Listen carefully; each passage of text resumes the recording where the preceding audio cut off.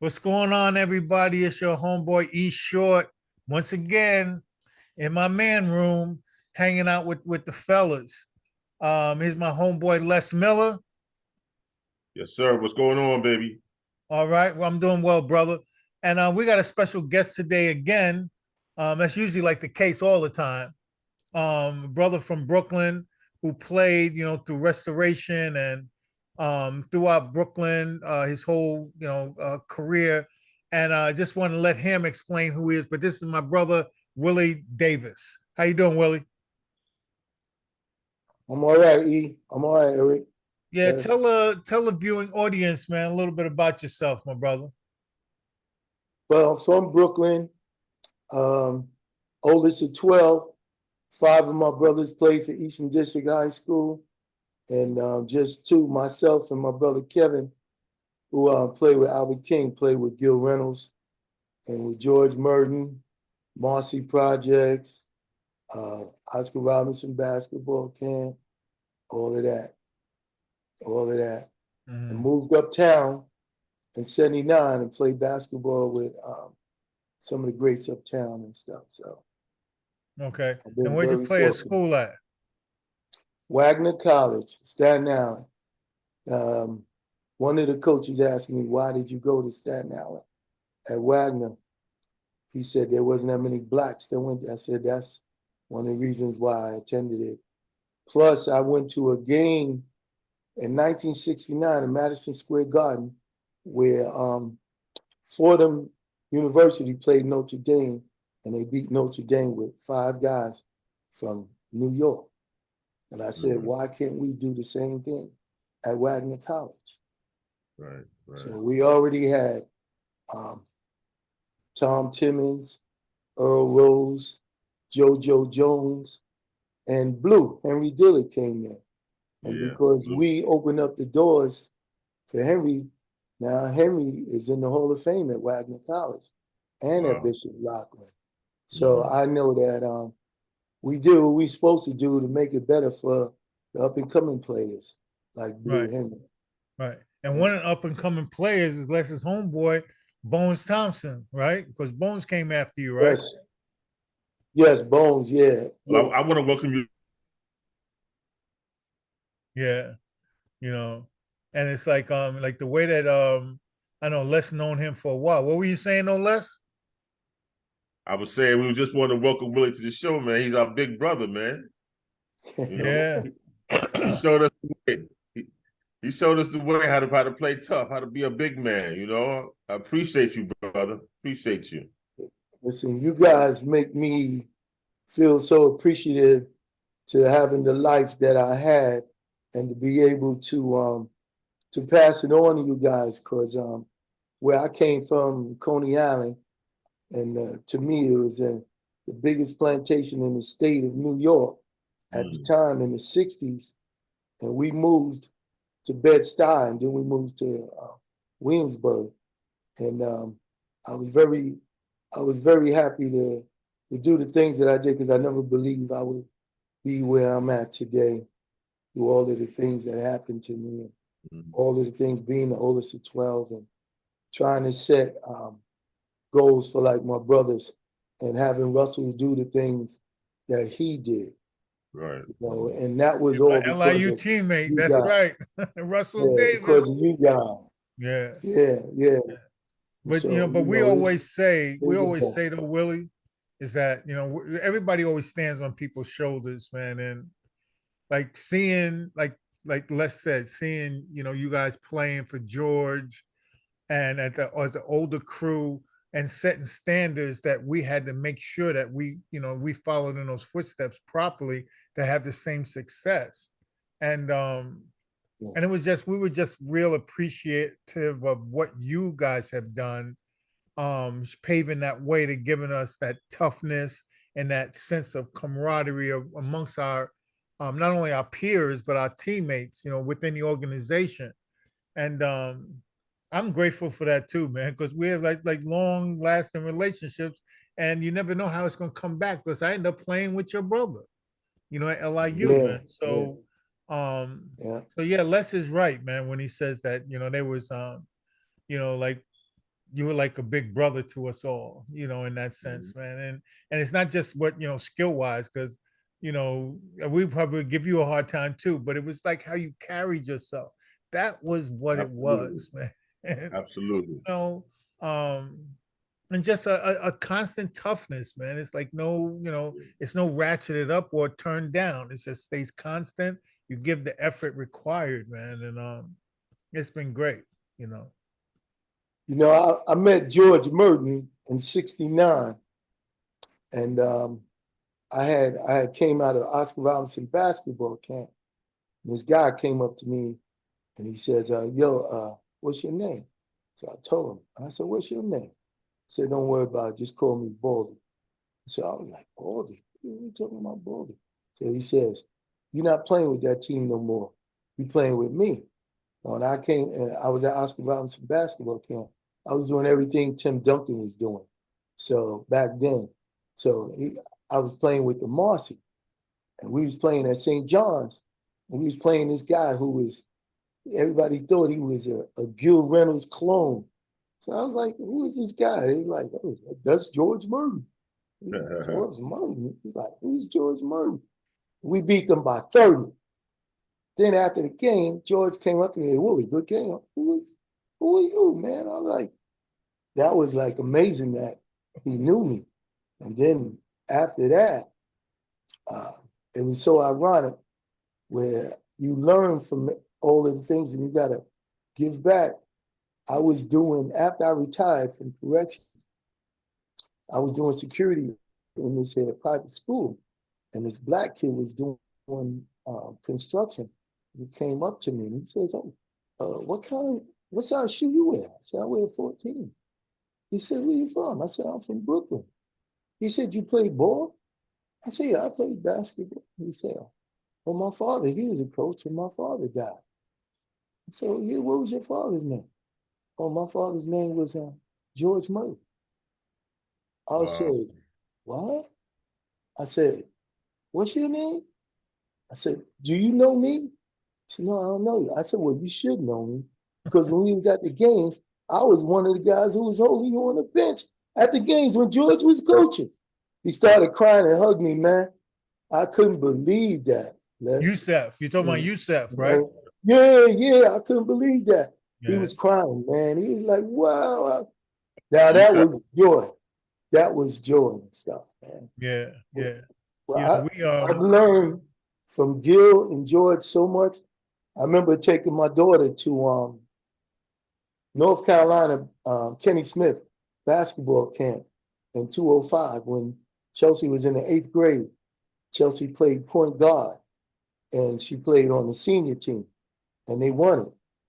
And they gave the MVP to a girl who was 18 years old, who hit a half-court shot.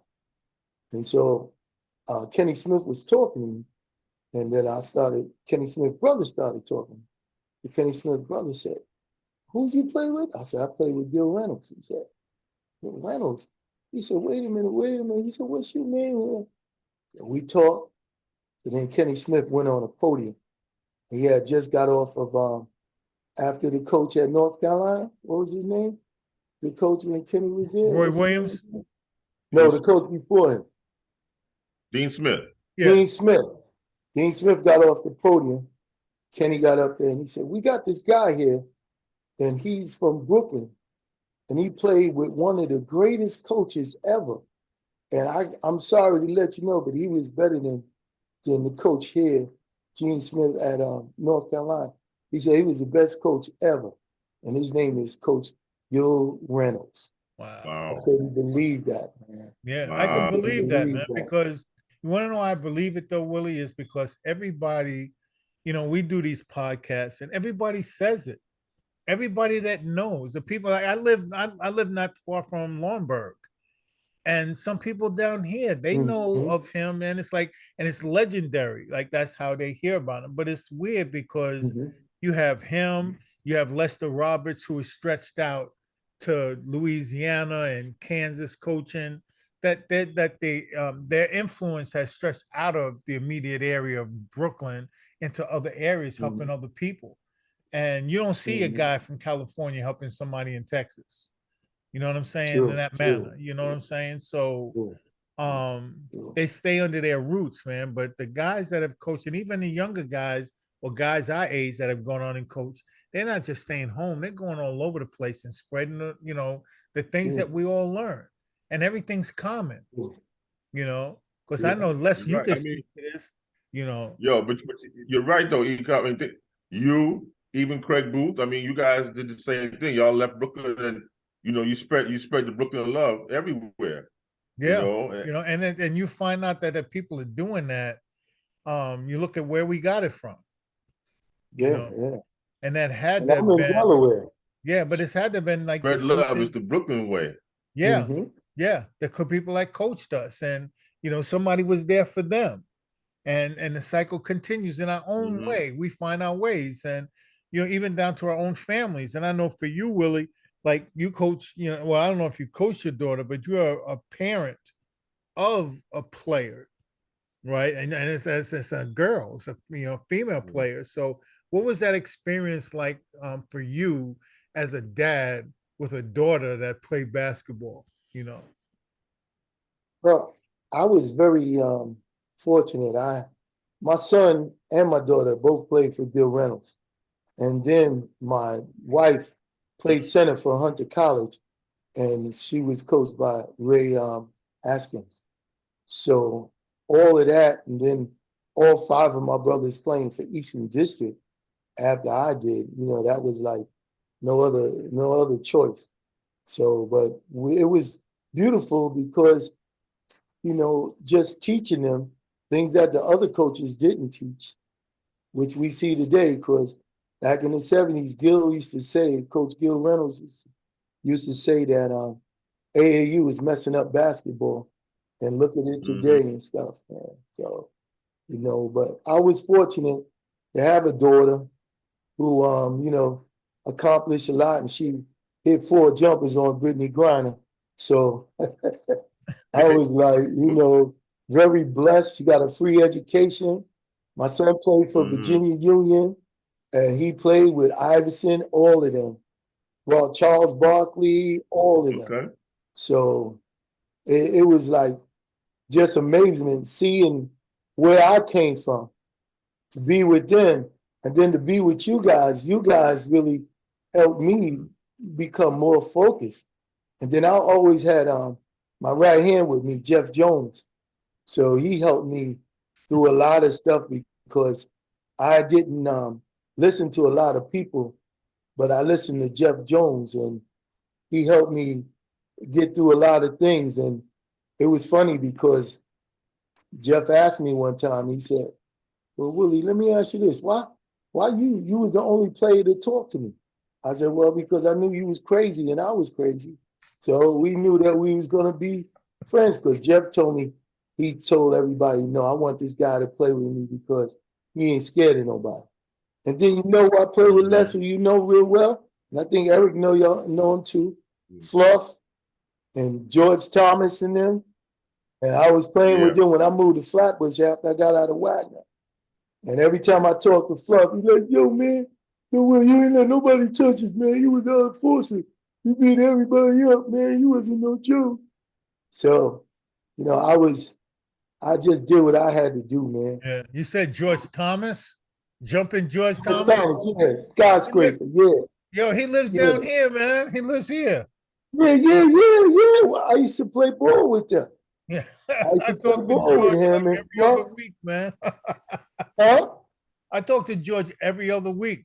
Yo, man, George is my man. George, Fluff, all of us, man. All of them, all guys, man. Yeah, Everybody we'll Flatbush, take man. we'll take I'm the we'll over take here. the conversation about Fluff Huh? offline if you don't mind. Um, Sure. but Fluff is he's a work of art, man. That's Les's boy, man. Well, you got Ron Cook out Yeah, Ron Cook is there down here too. too. RC. But Yeah. yo, Big Jeff though. Me and Big Jeff had a lot of battles, man. In that Yeah. bank building, we used to go. Yeah. Yeah. But Jeff took me uptown, man. We was in the backgrounds of the Rucker playing with Artie Green. I went into, Mhm. Jeff called me up and told me to go and check out this tournament. I went in there and this guy kept looking at me. I was like, who is this guy? Kept looking at me. So then after the game, he came up to me. He said, yo, big man, I'll get you on this team, man. Just keep rebounding like you've been rebounding. I was like, who is this guy? That was the destroyer, Joe Hammond, man. I couldn't What? believe that, man. Wow. Then Jeff took me uptown. We was playing on Amsterdam and 101st Street. And Jeff said that he didn't like the guys on the team. So he came and got me. So it was Hammer and Jeff in the backcourt. And Jeff was giving me the ball down low. And Hammer was just shooting jumpers, two steps over half court. And I couldn't believe And it, that's man. it. I couldn't believe it, man. And I that's it. couldn't believe it. That was it. And we just killed people. I couldn't believe it. Then I started playing with Jeff uptown. Then I played with they had BLS needed players, so they got Ray Hodge and Pete Vesey, and they put along with Vaughn Harper, and they put all of their players together, and Ray got me and Jeff and a bunch of guys from the Bronx. So we was playing and we won the Rucker in '82. Yo, you should have seen who was on our team. We had Mark Aguirre. We had that kid in the backcourt for DePaul. And we had Whitney Houston brother on our team. Mhm. They used to call him Jelly. And Gary Garner. you talking about Clyde Bradshaw that played with DePaul? Clyde Bradshaw, Yeah. exactly. Yeah, Yeah. exactly. So, Mhm. and when I went to Wagner, I got to say this. I faced so much that a lot of times I could have took the other road, but I stayed with it because I knew I had to be a role model for my brothers. And Yeah. when I started at Wagner as a freshman, they were so racist, they wouldn't even let me start. So what they did was, my freshman year at the jump ball, he would tell me to go and sit by the desk, and he'd tell the ref, as soon as you establish possession for the jump ball, let him in the game. And I was playing center, and I was a leading rebounder and the second leading scorer. And I had more double-doubles than anybody at that time, but I never played a full season for the 2 years. And then PJ came, then I played 1 year, then he cut me my senior year. And I was like, thank you very much, PJ, as long as I got my schedule, as long as I got my scholarship. Because they only won 7 games that year. So Wow. I was very Wow. blessed, man. Wow. I was And very it's blessed. very weird how how things can turn on a person who's in control's decision. Playing all of these Yeah. games consistently, right, wrong, or indifferent. You can't hold one individual responsible for the success of the team. And then all of a sudden, out of the clip, the guy wants to go in another direction, and basically, without being, unhonest about this, but you get shitted on unnecessarily, and it's your career, but they shut your career down. So that's what, My in senior essence, year. yeah, in essence, he shut your career down. Yeah. And that happened to me. It happened to me. Mhm. I mean, you was at 80% maybe of the games, right, Willie? I played like Mhm. all 3 years at LIU. I started out as the 2 guard, ended up being a Mhm. small forward, and playing all of that time and being that glue guy. And then the last game of my career in the NIT against Illinois, I don't play until 2 minutes left in the game, and we lose by 50. Oh my God. We lose by 50 to Derek Harper and them. And I'm sitting back saying to myself, like, why would you do that to a person's career just like that? That is like so Bush League disrespectful to the sport that it's a shame, you know. And that's Not kind of caring. like Right. that's Not kind of like caring. you got to kill somebody in the house, and the first person you turn to is your wife that's been loyal to you. The person that's been loyal, the captain. All of Yeah, a yeah. sudden, he's not playing. You know. So but that's sad that you're in Well, that my, situation. oh, you know what? I think God does things for everybody for a reason. And I remember as a freshman at LIU, playing at LIU, and I'm running down the court. And tell me, Eric, you don't remember this guy. So I'm running down the court, and I see this guy with red hair, and he used to be our gym teacher in IS 318, and he was the baseball coach at LIU. And while we're playing the game, he says, this is 1974, he says, "Oh my God, I can't believe a guy like you, Willie Davis, playing college basketball." I said, "Thank you for the encouragement, Mr. Murphy. Have a good day." This is A while guy we like was on you. the court. Yeah, that's what he said about me. Yeah. But you know, what is a guy like you? What is a guy like you, Willie? well, a lot of times before I really got into basketball, I got into basketball like 66. And then this guy named Panama, Pistachio Racing, who played for Brooklyn College. Mhm. I know Panama. He taught me and Craig Smoke how to play. And so after that, in 68, and then in 69, I won a scholarship to go to Oscar Robertson basketball camp at Adelphi University. And then when I got there, Oscar Robertson showed me the big man game.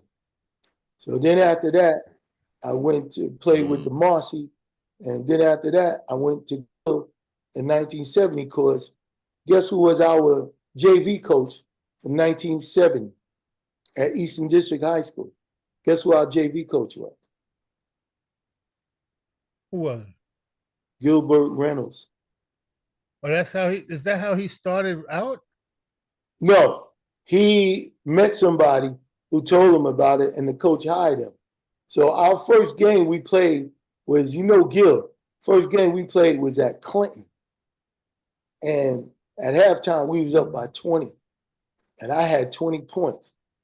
Then when we was getting ready to start the second half, you kept hearing noises. They kept saying, "Bear, bear, bear." We was like, "Bear? What are they talking about? Bear, bear, bear." Mm-hmm. Yo, after Bear came to the game, we lost, man. We lost by 20. I had 28, and we got crushed, boy. We was like, "Who is this guy, Bear?" I was like, "Oh, that's crazy." You know what I'm talking about, right? Steve Shepard. Steve Shepard, yeah. And that was the first time he played for Clinton, and they put him right on the varsity. But the thing was, he was a beast, man. He was he was taller than me and everything. I was playing center. So then Gil quit Eastern District, and he told Fred Lee, he said, "Fred Lee, tell Gator to come to my practice at St. Peter Clavis." And he said, "And tell Gator to bring Willie with him." And that's how we started with Gil. Because you played with Fred Lee too. You know we had in Eastern District in our backcourt, right? We had Billy Grady, Pie from the Marcy. Yeah. Mm-hmm. Pie. Fred Lee was on the bench, Pop. Fred Lee was on the bench. We had Gator. Man, remember Pie's brother Ice? No, we I had don't remember him. Ice. We had James Peebles. James Peebles is the only guy who ever shook Gator. Oh my God, we had such a team. But every time Paul was tough. I mean, Grady was tough, man. That's Paul's brother. Yeah, Greg at center. Yeah. But he was tough, right? Yeah. But the only time that we couldn't, the only thing that happened was when we got the grades. You know how that was. They couldn't make the team. But Greg used to block everybody's shot. That's why we all did the same thing, because that's how we learned. We learned from Greg. Yeah, I don't know if you know him, Les, man, but you know Paul Grady, right? Because he posts up all the time. Yeah, Paul oldest brother. But his older brother man, was a beast. Yeah. Serious, man. He was a beast, man, and that's like way before us, man. And Yeah, that was like from 70. He was there like 68 to 72. Yeah, man, he was a beast, man, for real. Yeah, because in 1970 we was voted the #1 team in the state of New York, and we lost because nobody didn't pass classes. Yeah. Those guys didn't pass classes and they couldn't play. Come on, imagine having Bill Grady and Pie in the backcourt. Come on, man. Yeah, We yeah. be laughing in practice and stuff, man. So who It else was was crazy. tough then? Was it like Canarsie and Erasmus, probably, Yeah, right? yeah. Yeah. We played all of them. Lafayette, Canarsie, all of them. But the hardest times I had was in Gil Reynolds' practices. Because Gil had me practicing with the juniors B team and the seniors B team because of my age. When we was practicing in Eastern District, Dicker Phelps came to recruit Greg Grady. And Greg Grady told him he was going to Florida State. So Dicker Phelps asked the coach, why can't I get that guy? He was pointing at me. He says, well, how old is he? He said, he's 17. He said, but he's only in the 10th grade. So he was like, well, how did that happen? That goes to show you how the school system failed back in Coney Island back in the day. Because when I was in the 3rd grade, they kicked me out of school for 2 years. It was racist. And I remember this guy was in my class in the 3rd grade. And in the 90s, I was playing in West 4th. And this guy comes up to me and he looks at me and he says, Willie, is that you, Willie? From the 3rd grade class, the 3rd grade. And I looked at him and I said, Willie, is that you? Guess what Willie from Coney Island that was? Oh, 6'8". Willie Conley. well, yeah. Willie passed away, right? I'm not sure. I Yeah, know because he he played it was, because Willie played at Lafayette, right? yeah, Yeah, he because he passed changed his away. name to I a think he Muslim. passed. Yeah. He did well. He was in my class, man. Get He out was of in my here. class.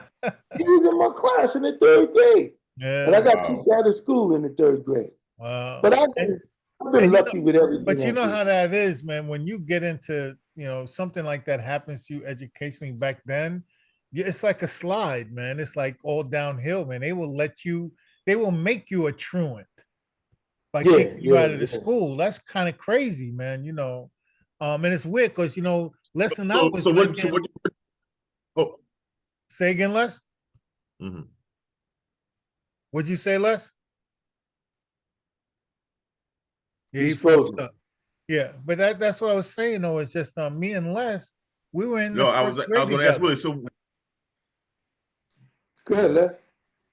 I was going to ask you, Willie, what did you do for when they kicked you out of school? What did you do for those years? Woo, man, that was from 62 to 64. I had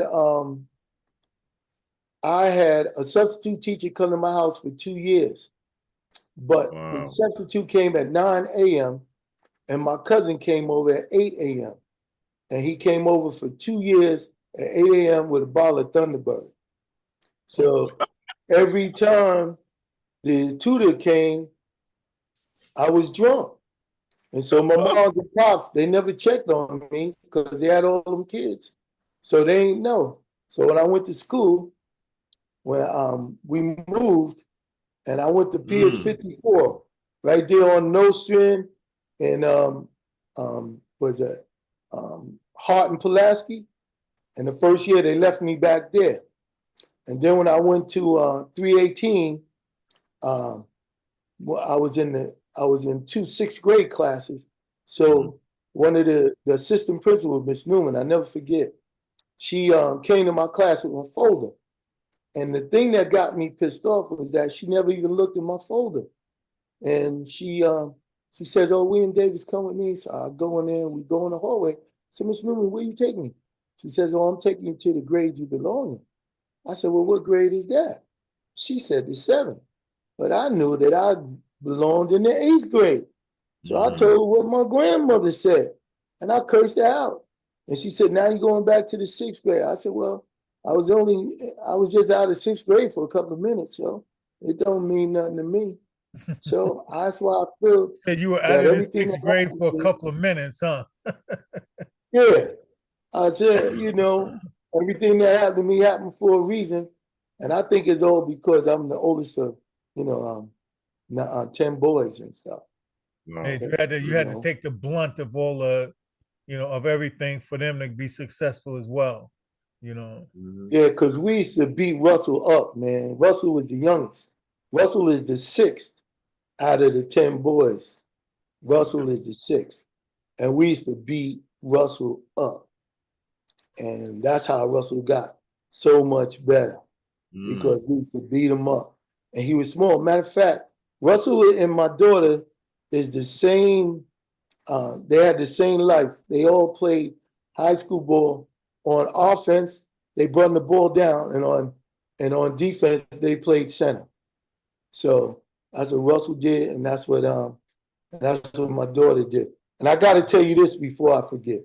So one day I was playing in the tournament, in Gus and Ray tournament in Mount Vernon, and I was jumping center.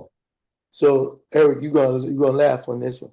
So guess who I was jumping center against? What's his name? Gary Springer Sr. Okay. Senior, okay. We jumping center. So I whispered in his ear, I said, yo, I'm gonna kick your ass like my little brother did.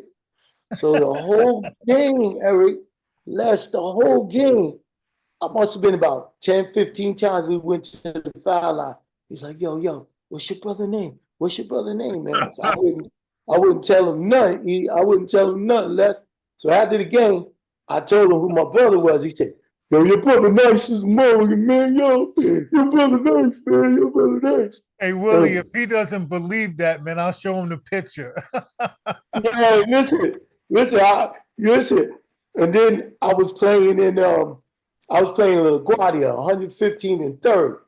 So I go up to jump ball, and who is jumping against me? And he sees me, Carrie Scurry. So Carrie Scurry goes over, and he has a huddle with the guys on the team and the coach, and he says, yo, I got to tell y'all something. You see that guy who's jumping, that light-skinned guy with the green eyes? Yo, whatever you do, don't start no fight with him, because he got 10 brothers, and all of them come up here with guns and shoot everybody. So we coming down, and Pookie Wilson was playing. So Pookie Wilson came down, and he dunked it. So I say, yo, Pookie, so you get one dunk again. He said, what? I said, you get one dunk again? You ain't get no more dunks in here. He said, who you talking? You know who you talking? I'm Pookie Wilson. Come down the middle, I'll show you who I'm talking to. Came down the middle, I threw him in the ball on the floor, and he got up, and I was already like this, what you want to do? And they just walked away. I'm telling you, man.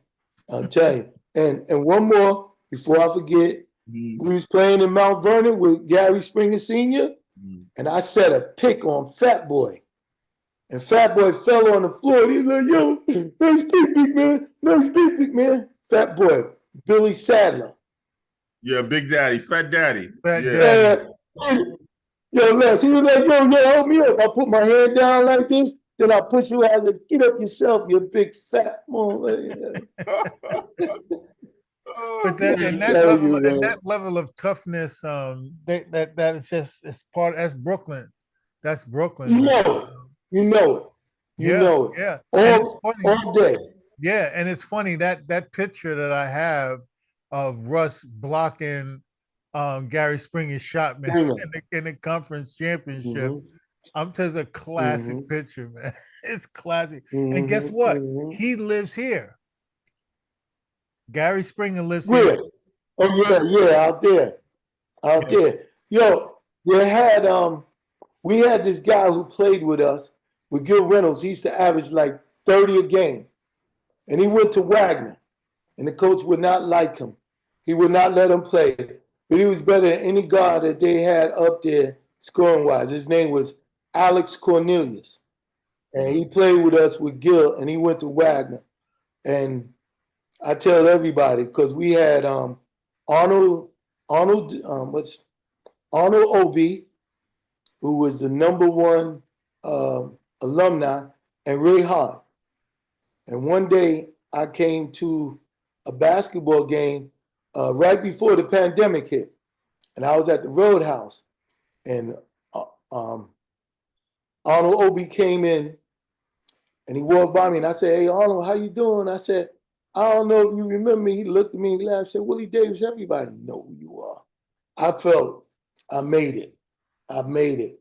And then I went to 155th, and I was sitting down while they was having a presentation and playing games. I was sitting down. This guy comes up to me and he says, "Hey, isn't your name Willie Davis?" I'm like, "How you know me all the way up in Holland?" Yo, Les, I'm like, yo, E, I'm like, yo, how did they know me in Holland?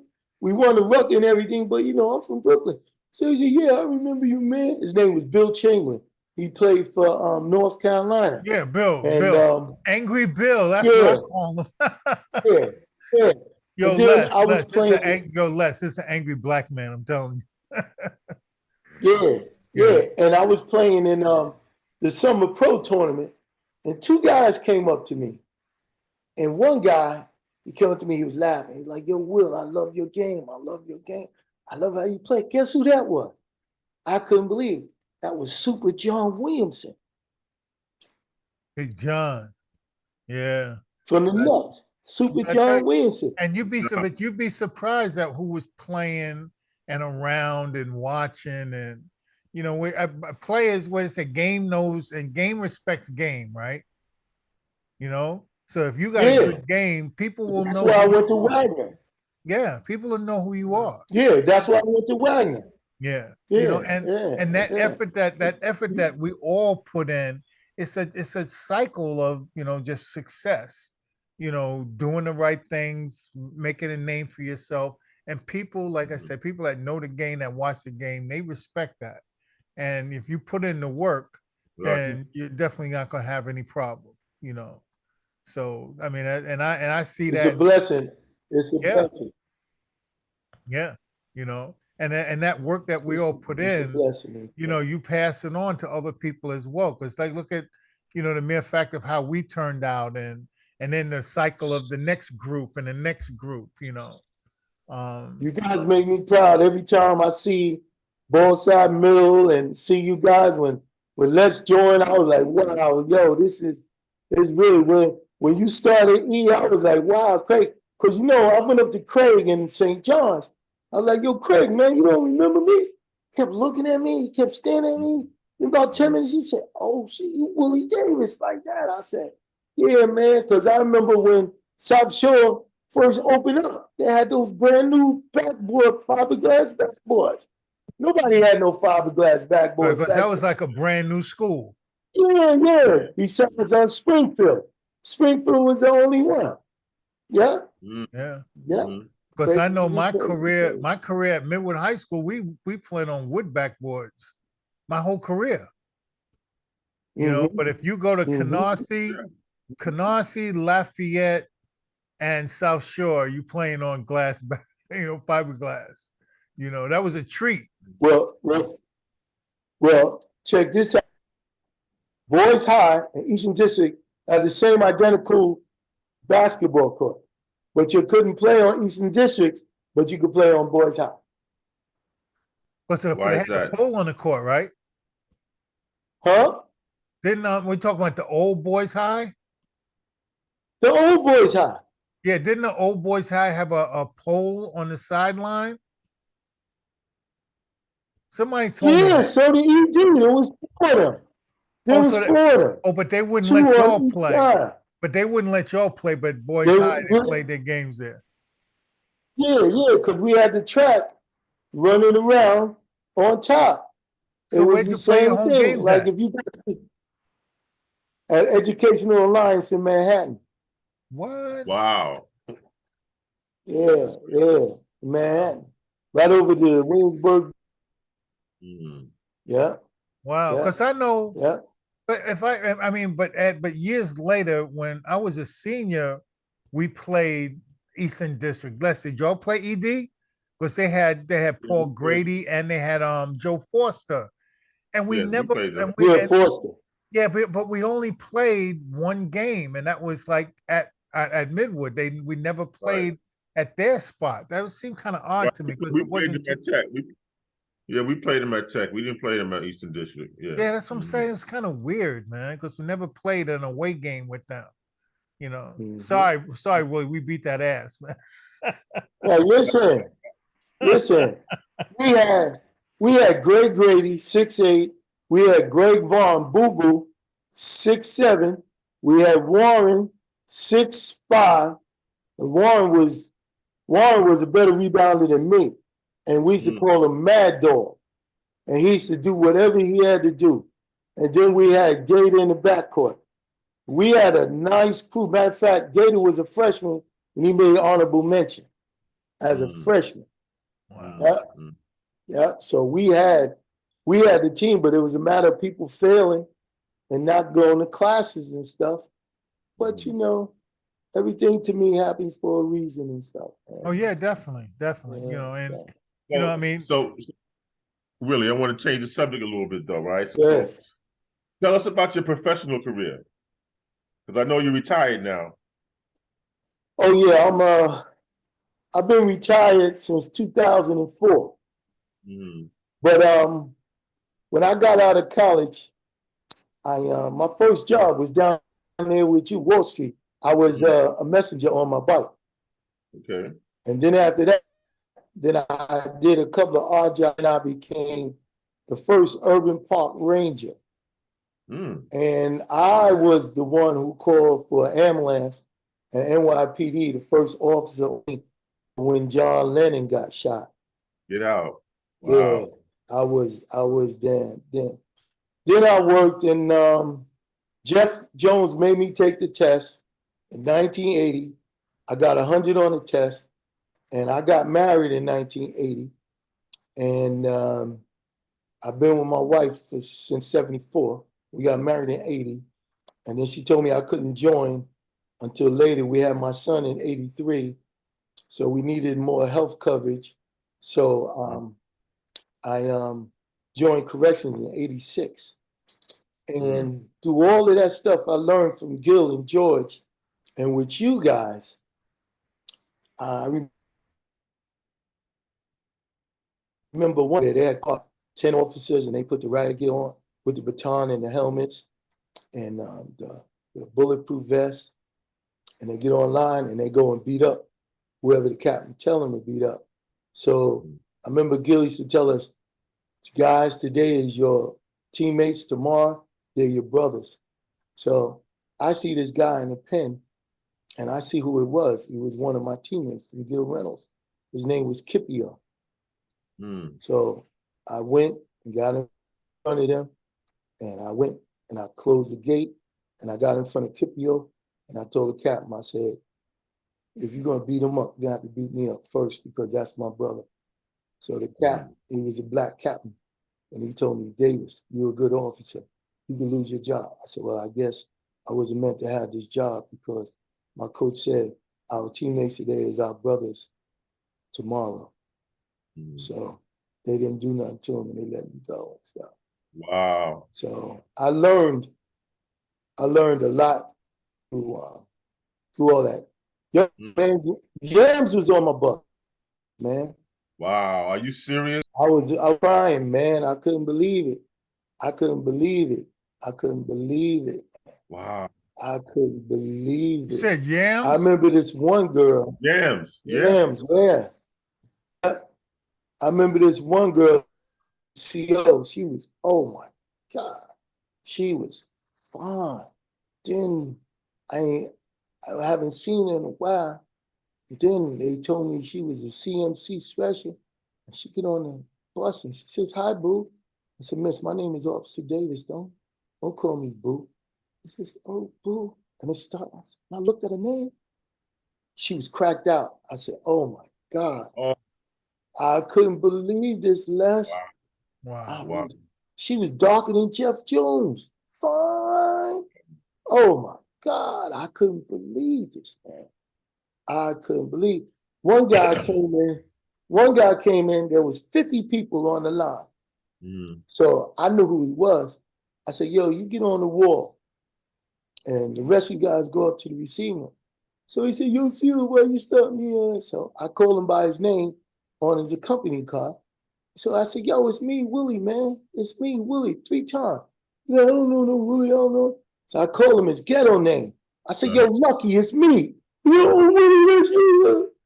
Couldn't believe it, man. Couldn't believe it, man. So that really woke me up with a lot of things in life. And, you know, with my wife, because when I went to the Bronx, I was playing with Nicky Barnes. Mhm. So I ain't got to tell you nothing else. Right? Yep. That's Mhm. Guy enough. Fisher was my coach. Ed Pinkney was on the bench. I was playing with all of the baddest dudes in the Bronx. Tony Price, My twin. Bobby Willie. Huh? They used to say Tony was my twin. I'm telling all of them guys. Larry Wingate, all of them, man. And it's so ironic. What you're saying is Tony Price's son played with my son. They were both on the All-Star team in the Catholic League in Long Island. Wow. It's crazy, man. And you know who my daughter played with?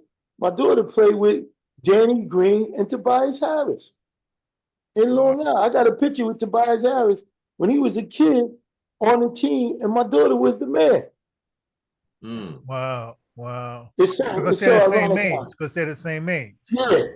It's so ironic how God puts the frames in you. Just like when you guys, when me and Jeff was working with you guys, and I always talk about Riley because Riley never said nothing. But I know me and Jeff, we used to kill Riley all the time, beat him up. And I knew that's why he played the way he did. And you guys just put me in focus on what I had to give back from what was given to me. Because I played against one of my boys, Larry McNeil. Remember Larry McNeil? Yeah, jumping Larry. We came to Gill in 1970. So my brother, he worked in school safety, and he said, "Yo, we got this tall guy you got to play against." So he said, "I want you to come and play center." So I said, "What's his name?" So he said, "Larry McNeil." So we get on the court. Me and Larry, you know, we did the jump, and Larry got the jump. We get down. Went down the court about 5 times. Yo, Les, he said, yo, Larry, like, I gotta tell you this, man, before something happened to me and you, man. I got a chance. I said, Larry, what's up, man? We go back to 1970 with Gil. What you talking about? Yo, man, you're real. You know, I played in the pros. I played all over the world. And I can tell you this. I said, what's up, man? Yo, Will, you still hit hard as a motherfucker, man. You know, never hit as hard as you do, Will. You still hit hard as well. I said, Larry, chill, man. Yo, that was crazy, man. Crazy. When we was in the North Carolina basketball camp, we had to go pick up this guy getting off the helicopter. And when I got a picture of him too. We got off the helicopter. He looked at me. He's like, there's like 5 of us around here. He looked at me. He was like, yo, you walk like you play ball. I said, yeah, I play ball. He said, where you from? I said, I'm from New York. He said, you from New York? He said, you play college ball? I said, yeah, I play college ball. He said, what position you play? I said, I play center. He said, come on, man, I'm 6'9". I play point guard. I said, yo, Magic. I said, I played in the 70s. So he said, yo, so name some of the guys that you played with. I didn't want to say Bernard King. So I said, let me think about it. So I said, I'll mention one guy. He said, well, who that? I said, his name is Lloyd Free, World Be Free. He said, yo, man, that guy's the best guy ever in the world, man. Yo, he had 50 points on his 5 minutes. I can believe it, man. I can believe it. I was like, yo, Magic, you crazy, man. That's too funny. That is too funny, man. You know, I mean, and it's funny because it's like the connection, man, is always a level of respect that people will show as soon as you, especially a baller, you say you're from Brooklyn, and then they ask you a question, and you'd be surprised. You can name so many different people throughout the whole era. You know, what if you said, well, I played against Vinny, or I played with Vinny, or I played with Chris Mullen, or I played with Albert, or I played with, with Pearl. People right away, they jump right to information about that person. Like, damn, you was that nice, or blah, blah, blah. And it's like, in that level of respect, people don't understand it. They don't understand it, man. And it's like, all of us were standing actually on each other's shoulders, and then you talking about how tough y'all was playing. I don't know about you, Les, but I stay away from them. I stay away from Willie and Jeff, man, because I don't want to play down there.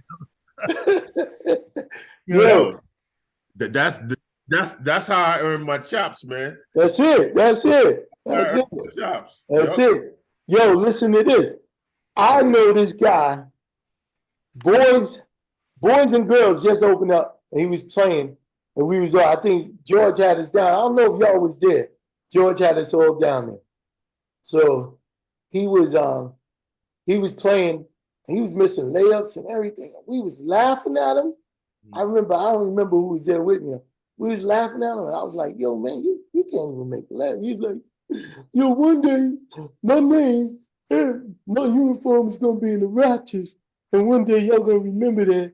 And I said, man, you can't even make a layup. So how you talking about that? Guess who that was? Oh, Pearl. wow. Pearl Washington. Mm, He couldn't even make a layup at one time. I was mm. like, I can't believe this, man. yeah.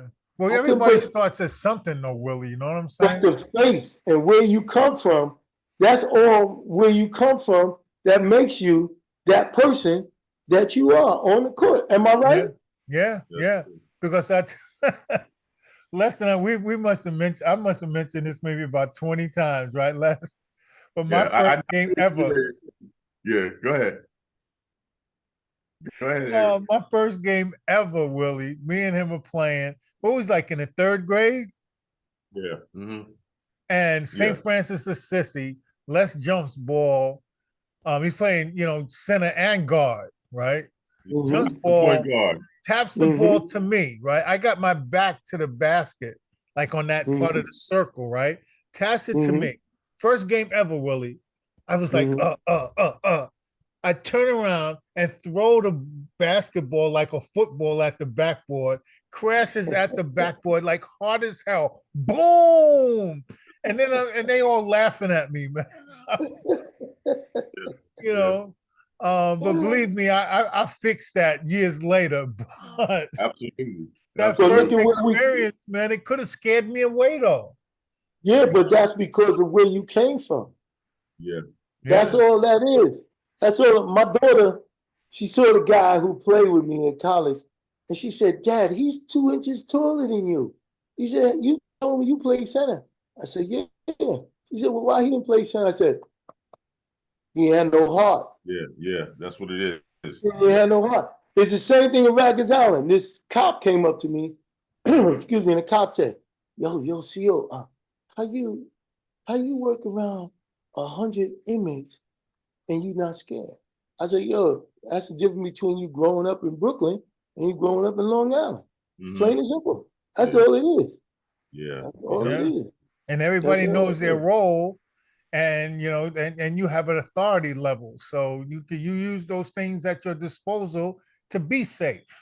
Right. I mean, unless I'm wrong, but you use your Right. authority and your respect for people in general, and that gives you the authority and the comfort to do what you got to do, Well, basketball taught us all of that, and our coaches, Gil and George, and our high school coaches, because the last time I ran away in 1970, I missed the Lafayette, the Canarsie, and the John Jay game. And I ran away, and this is the first time somebody who wasn't in my family came to my house looking for me. Coach Mr. Jerry Burner from Eastern District and Gil Reynolds came looking for me. Wow. And so when they showed me that, I had to show them the love back. Yeah. And Nice. I learned that, people care. And it's so ironic that after I retired, because Les, you was asking me about this. After I retired, I was a substitute teacher. And I had 2 incidents. One was when I had this kid in class. What I used to do is I used to tell him to stand up and read aloud the passage that's assigned to read. So this black kid told me, F you, I ain't reading. I said, well, you must want to be sent to the principal's office. And he says, I don't care what you do. He said, but I'm going to call up my brother and tell him to meet you after school at 3:30 because he told me the F word. And I told him to read. He said, fuck you, like that. So and then I told him, well, you have to go to the principal's office. So I told him, well, when you call your brother, make sure you tell your dad, your mom, and your sister to come too, because you're gonna need all of them to kick my butt. So when 4 years later, this black kid, while I'm in the high school he went to, I was substitute. This black kid came up to me and said, "Oh, Mr. Davis, do you have time to talk?" I said, "Sure, son. What's the problem?" So I just want to talk to you for a minute. I said, "Sure, what's the problem?" He says, "I don't know if you remember this incident." And he reminded me of the incident. And he said, "Because of you, you are the reason why I learned how to read. Because no other teacher challenged me like you did." And he said, "Because of you, I learned that I know I have to learn how to read to be successful." And then I had this other student who was a white kid, where he came out of his class and he was crying. And so I went over to him because I had a free period. I went over to him and I said, "Yo, what's going on?" And he said, "Oh, Mr. Davis, this thing." I said, "Yo, just come over to my class." So he came over to my class. I told his teacher, he's gonna be in my class. I'll take care of him. So about 3 weeks later, the same thing happened. So I called him. Then I told the teacher, give me the assignment, and we would finish the assignment together so he wouldn't be behind in his grade. So we did that. So about 8 years later, I'm in the Wawa, and I see the same white kid walking by me. I said, "Hey, young man, how you doing?" So, "You remember me?" He said, "Remember you?" "Oh, I don't remember you." I said, "You don't remember me, substitute teacher, Mr. Davis?" He looked at me, he jumped in my arms and hugged me. He said, "Mr. Davis, Mr. Davis, I just gotta ask you one question. I said, "What's the question?" He said, "How did you know?" I said, "Because the same thing happened to me. And that's why I was here to do what I had to do for you, because somebody did it for me." So Right. You paid it that was forward. that was like, I know that I did the right thing. Right. When I helped, because somebody helped me. Somebody helps you. Yes, Yeah. So, But that's just what like, we do. But that's what we do, man. And it's yeah, weird. It's weird, really, because a lot of times, like just looking at George, Gill, even going back to those days with Stagmeyer, third grade, everybody that I ever played for, their practices were open to anyone. You didn't have to be a flyer to play and practice with George. You didn't have to be an Eagle, right. Restoration Eagle, to play with Gil. You didn't have to do that with everybody I ever played with, right? Less like with Mr. Williams, that never happened, man. So because it was always, the development of whomever, and I incorporated that in what I do. And I always say to people, and I never forget this girl named Megan Kelly, played for Colts Neck High School, awesome outside shooter, little white girl. And her and Amanda used to go at it. Like she shoot a three, Amanda shoots a three, back and forth. So one game they're playing, and Mandy's killing them in the first half. So I'm sitting in the stands with the dad. And so I'm like, man, your daughter's not following through on a jump shot. She's like shooting it short. She's not extending. He went and talked to his daughter second half. She killed Mandy. I'm serious, but it's like, but the reason why it's like I don't have a problem with doing that, because Amanda owns the responsibility to get to shut the girl down. I'm not going to get in the way of that, but at the same time, I can't help myself but to help somebody, and that's what we do. We help people all the time, Right. because people did it for us, and we do it in our way that makes us comfortable, right? That's I'm not going to interfere in somebody's practice, but I'll give a pointer here and there, and that's trying to take care of the integrity of the game by sharing the information, and that's how we get to training people. Like Les is training players, and it's like they say, "Yo, I'm a big man. You want to learn how to score with your back to the basket, you got to come see me, otherwise you're going to struggle." And it's a difference between averaging 17 a game and 5. Like, you make the choice. And but I attribute that to once again, those coaches, man, those people that were there for us. We can't, it's kind of like we can't help ourselves, man, because we get addicted. Yeah. That's true. That's true. And it's a good addiction though, right?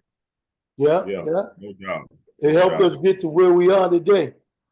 Yeah, yeah. no matter what we were doing, whether it was sports, family, the whole nine. And that level of respect is so deeply rooted in our culture as an athlete that I think non-athletes just don't understand.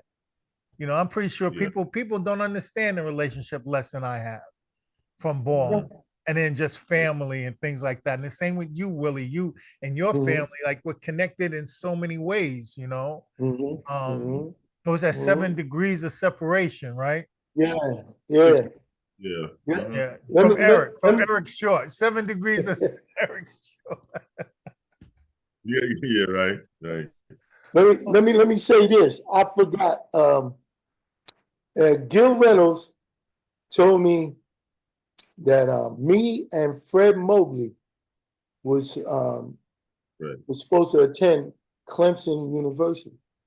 Mhm. Gil Reynolds told me I would be a first round draft pick if I go to Clemson and be Tree Rollins' rebound. I told Gil, said, I'm not going to Clemson.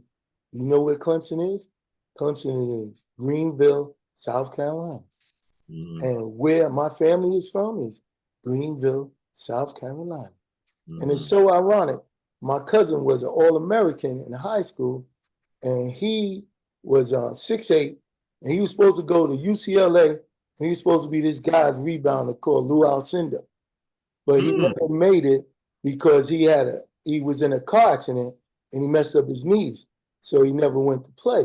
So now Gil telling me to go to Clemson, and I said, I'm not going to Clemson. He said, why are you not going to Clemson? I said, because I escaped Clemson when my mother was pregnant with me, and they shipped her to Brooklyn in 1954.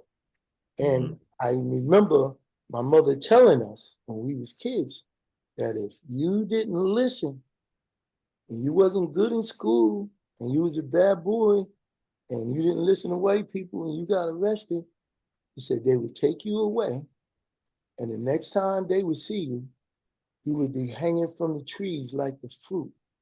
I'm not going to school there. And I told Gil, I don't care what you say, I ain't going to Clemson. Wow. I stayed there one time, I ain't going back there again. Yeah. I'll go to visit. I could take my gun because officers, you could take it. Yeah. But certain images will scare you away from an environment, man.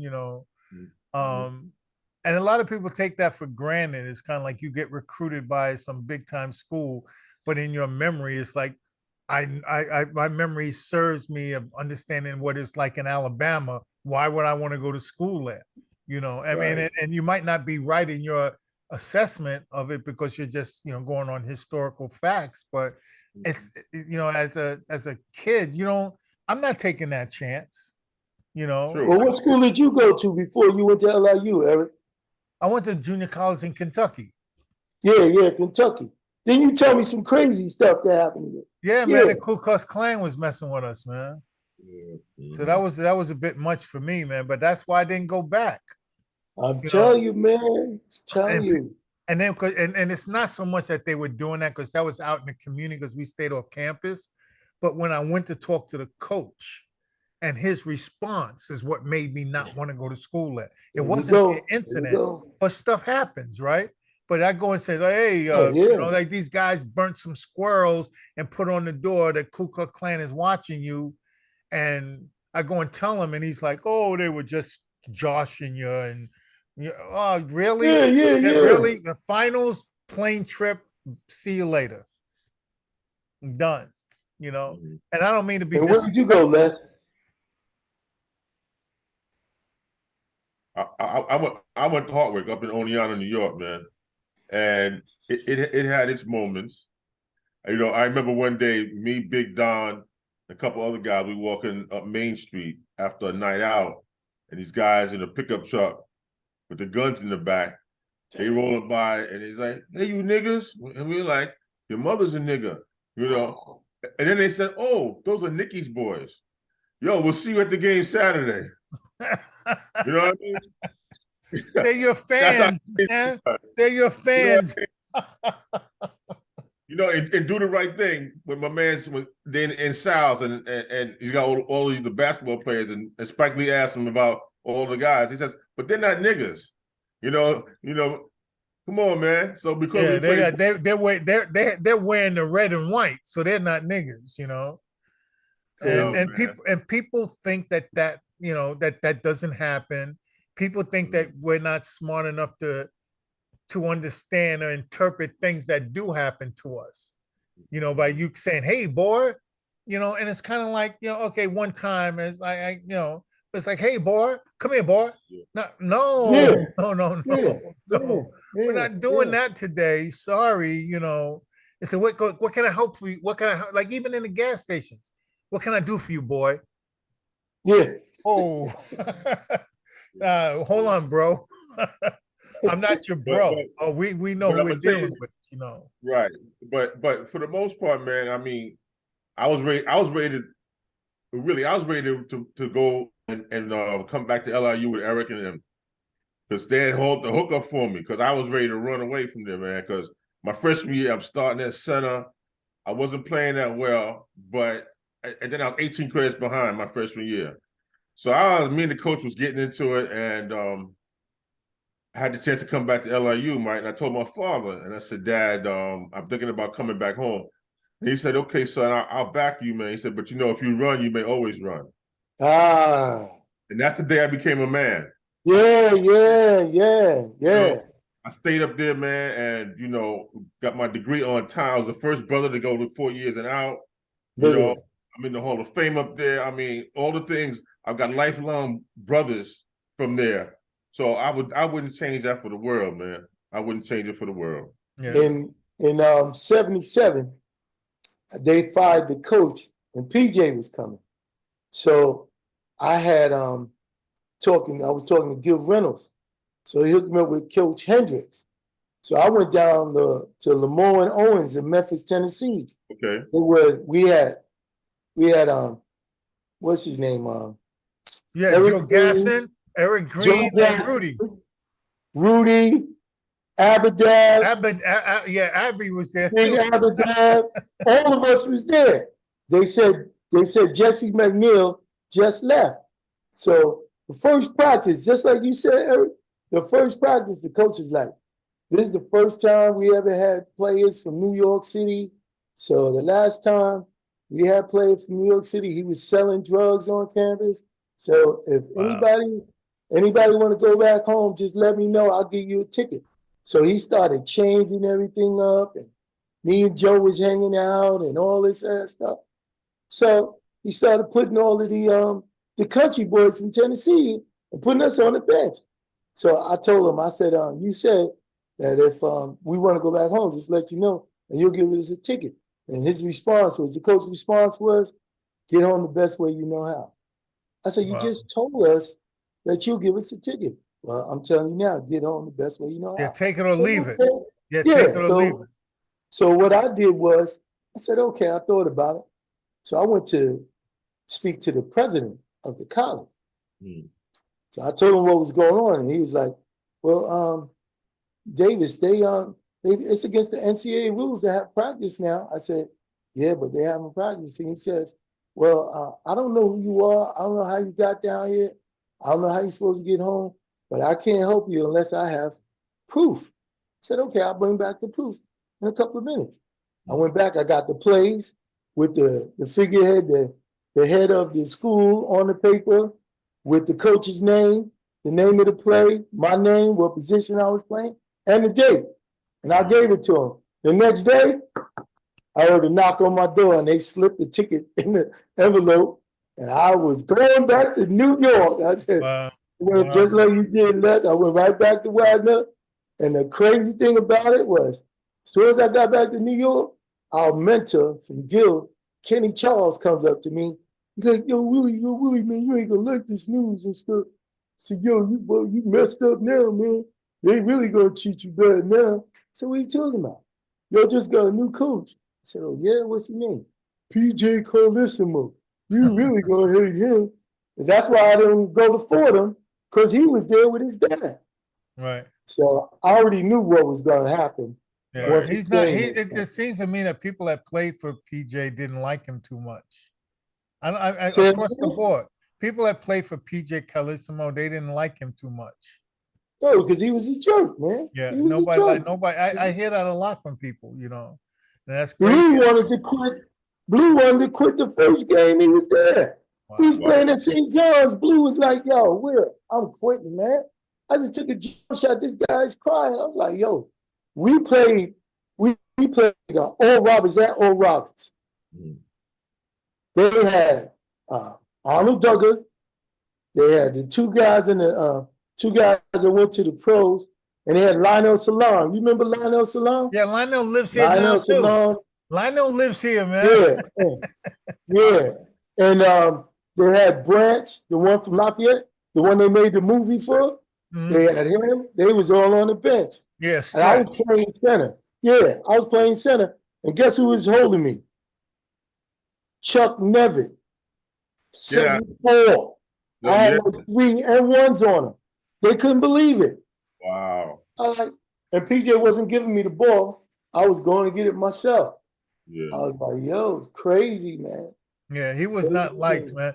And coaches have that impact on because it's the things that he says, people take it for granted, man, that the person he's the player is what I'm supposed to be a jock. I'm supposed to be too stupid to process he's saying something disrespectful or something that was beyond what he should have been saying. You know, and it's funny because the writing is on the wall, but you don't want to leave, right? You want to stick it out. Because it happened to me, like we went on a road trip and it was like by bus, right? Like church bus, like 14 guys on church bus and 4 games. We went to 4 away games back to back to back. And I got hurt in the beginning of the second game. I must have had like 20 and we were killing this team. I went up for a rebound and the dude was underneath me. I landed on his ankle and I turned my ankle really bad. Yo, he's like, play or go home. I'm like, play or go home. Me like back to Paducah. He's like, no, Brooklyn. Damn. So I played on this badass ankle, and that was the point. And I mean, you don't remember me, man. I mean, I'm high flying, right, dunking on people, blah blah blah.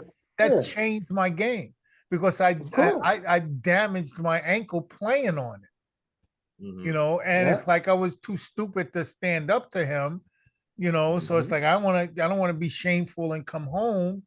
So I stuck it out, and we went from, I guess, I don't know, 28-2, and then lost like the last 3 games and into the tournament. So we got knocked out in the first round, and we were like number 3 in the country, man. It's ridiculous. But him making that decision to want to win those 3 away games, which really had no impact because we were already, you know, like number 3 in the country. And look what it cost us. It cost me an injury, you know, and a success. So Lizzo ain't care. Guys, man. Lizzo ain't care because Georgia's trying to get us all to go to LIU. I was like, yeah, and Lizzo was the same way. Yeah, Lizzo was the same way. If you got hurt, like you go at the end of the bench and he'd forget your name. Like he'd be like, oh, who's that guy on the end of the bench? Like, yo, I'm the guy that started the past 14 games. Like, you forget who I am? Like, what are you, stupid? You know? But then after the fact, like his comment to me is always, oh, Eric Shaw, you're such a smart player. like what kind of criticism is that? Like, what does that do for me? Smart, I better have been a smart player. Played for freaking 9 years prior. Like, you got to be kidding me. You know, but they don't care. Crazy. You know, and then you have, don't. Yeah, you have, and in our case, in our sport, where you have 12, 14, whatever number of guys on the roster that you in control of their extracurricular life, you know, at that university, it's a shame, man. You know, and they should care a little more. And when you're lucky to have a coach that's just averagely good or better than that, you're in a perfect situation to have success, either individually or as a team. But if you're playing for an idiot, you're in trouble, man. You know. Yeah. Yeah, no doubt. And that happens to a lot of people, man. You know, and it's like, you know, but then you look at like Les, your coaches were pretty decent, you know, at Hartwick, right? Oh yeah, my coach is still around, man, and he you know, we talk regularly. I can't believe that I used to want to kill this guy my freshman year, and that we love each other so much, you know. Yeah. Yeah, and that level of maturity that you've grown to, respect what he did, Yeah, yeah. versus another guy, like if I had a chance, I'm not going to hit the guy, but I would stand up to the guy, say like, what were you thinking? Like, why? What was this for? And it's just really a sad state, but ours are minor in comparison to everybody else's situation. Of course, You of know, course. This one thing I gotta say too. I remember Gil Reynolds saying to me. Gil used to send me pamphlets of sheets of paper with words and their meanings. And I asked Gil one day. I said, Gil, how does myself and Kevin Rhodes asked this question? Kevin Rhodes went to Grover Cleveland, and Kevin said, "Will, I couldn't believe all of these guys made pros and we didn't." And so we asked Gil that question, and Gil said, "You don't know why those pros made it to the pros and you guys didn't?" I said, "No, why?" He said, "Because you were the guys that they was playing against every day to make them better." I was like, that's what that was. And it's the truth. It's definitely the truth. Right. I remember Gil used to say things like, Willie, this is what I want you to do. If you don't do it, I'm going to call a timeout, and that timeout is going to be for you. Then one day Gil told me, he said, Willie, don't tell me yes. He said, show me yes. And I institute that into my life. Right. And I tell my daughter, my son, don't tell me yes, show me yes. Yeah, be a doer. Be a doer. Yeah. But see, it's the way you say it, and it's also the way your relationship with that player or that person is that you develop that. Because I remember when Gil was smacking everybody, I was like this. Make sure he wasn't going to hit me, because it's just a matter of you accepting and realizing what you need to make you a better person. Yeah. Right. Well, you know what George used to say? He says, son, I'm like E.F. Hutton. When I speak, people listen, and it's like, but it's like the respect factor that you have for who he is. It made a difference for how you responded to him. And that's the good part, and that's the things that you learn. And then it's the other one. I have minimum on my hands, and don't make me like smack you. Yeah, wake you up. Yeah. And that respect, that was there. It means something, man. It had so much value to it, man. And I don't know how other people feel about it, but I know most of the people I know have been very grateful for what we've had to deal with, So absolutely. It helped us a lot to get to where we are. So that's it. That's it for sure. Yeah. Yo, hey, Willie, when did Howard Tompkins come to Wagner?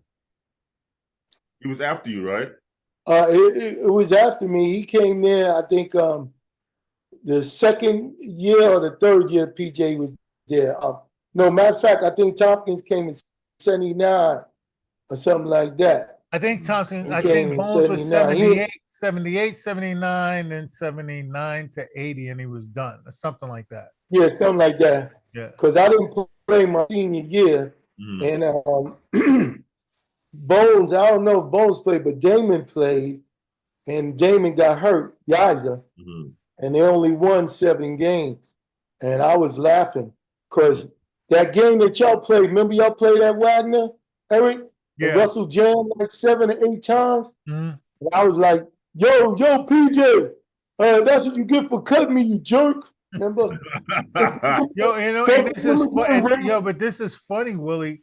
I think they beat us once, and that was before Russ came, right?